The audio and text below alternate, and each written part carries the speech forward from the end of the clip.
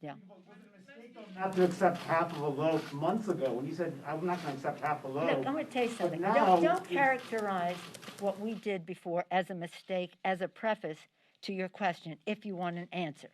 That was not a mistake. It was a decision, and it has taken us to a place where we can do the right thing without other, shall we say, considerations in the legislation that we don't want.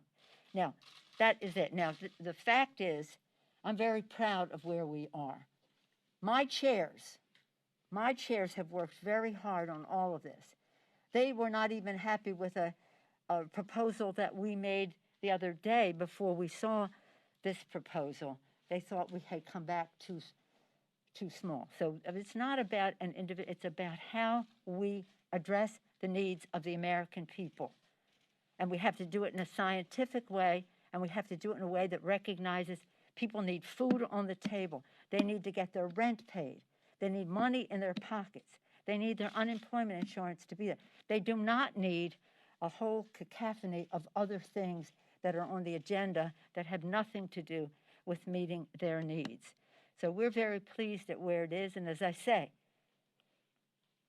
with a Democratic president committed to a scientific solution for this, with the idea that we will have a vaccine, it's a complete game changer from them. Yes, the petition that... No, I was recognizing you.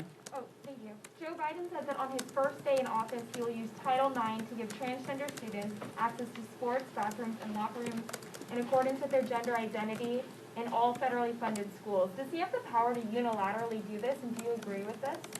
Yes, and I think he does. Yes, ma'am. Speaker Pelosi, the petition that Rita Hart is going to file soon as far as her race is concerned over in Iowa, how is the House going to prevent a situation that was seen in 1985 between McCloskey and his Republican opponent? And would you encourage the loser of the New York 22 race to do the same thing if their recount ends in a very slim margin? The issue relating to Iowa is an issue for the House Administration Committee. It is my understanding that Rita Hart, an excellent candidate for Congress, will be asking the House to take this up. But that, for further information about the technicalities of that becomes, that's a House, not a political, but a House administration matter.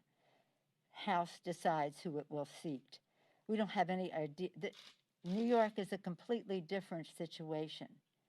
New York is a completely different situation. New York, there could be 1,500, 5,000 votes not counted yet. So that is going into the courts. I think Monday is the day in the court, and that is what is.